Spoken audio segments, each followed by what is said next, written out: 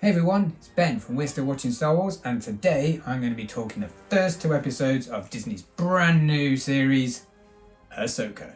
There's so few Jedi left. She's coming. Our enemies are multiplying. The galaxy is not safe. I could use the help. It's now or never. Once a rebel, always a rebel. So yes, it's finally here. The first two episodes landed on Disney Plus this week, and it's the latest live action show from Disney Plus.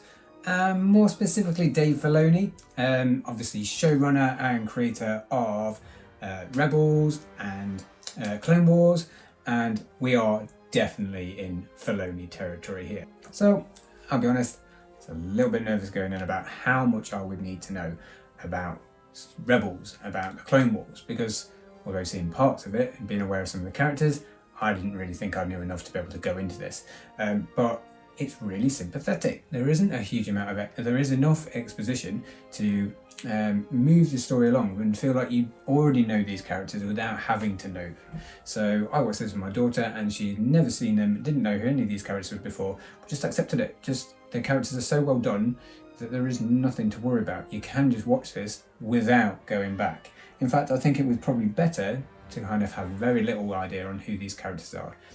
So you're not looking for Easter eggs, you're not looking for nods, you're not looking for this, you're looking for that. You can just enjoy the show, and it really is good and well written. The pacing is really good. We don't stay around for things for too long. We have these little set pieces. We have a really good like Tomb Raider kind of thing at the start. Then we've got a bit of a breakout. We meet two brand new characters. Two Jedi. Are they Jedi? We don't really know yet. We do get introduced to quite a lot of the Rebels cast. We meet Sabine Wren, who's going to be a big part of this story. We get to meet Harrison Dula, who is another one of the main characters, who was in Rebels but is now a general. And the interplay between those two and Ahsoka is actually really interesting. Now, Ahsoka's very stoic throughout.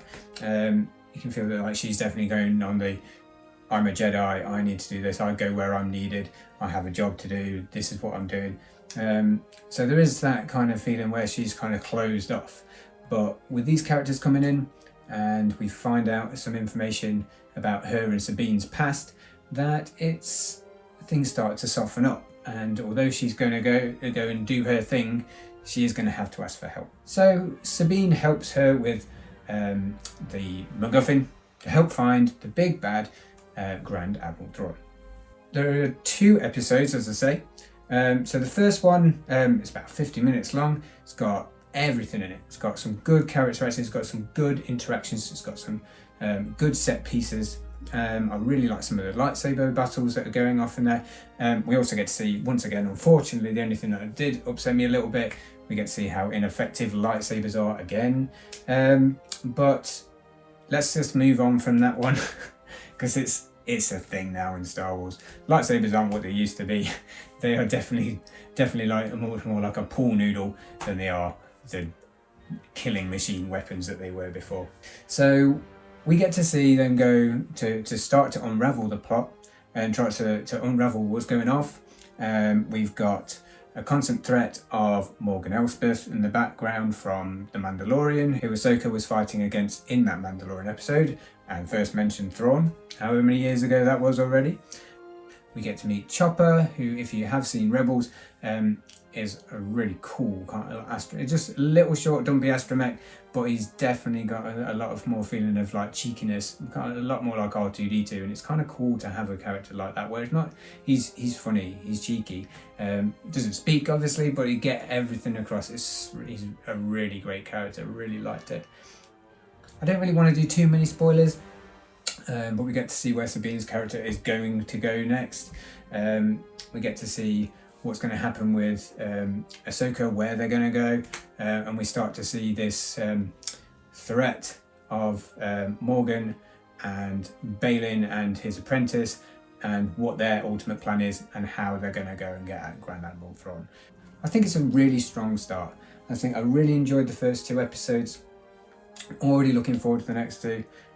They end on cliffhangers, and they're really interesting. The characters are worth finding out about.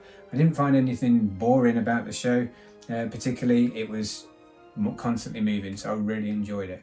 So I would say definitely watch it, give it a stream, give it some time, and don't worry about whether you've seen Rebels or whether you've seen Clone Wars, because it gives you enough information. It's going to be fine. You'll love it. So episodes are going to come out every Wednesday over here in the UK, Tuesday night in America, and so my plan is I'm going to watch another couple of episodes, do another review of a couple of episodes, and keep going until the end. So maybe release a video every couple of 3 weeks, just to give you my feelings on it, because you know that out of me and John, I'm a Star Wars fan. I'm more open to this kind of stuff. Let's see what he thinks. Maybe I can turn him and get him, so we are both watching Star Wars.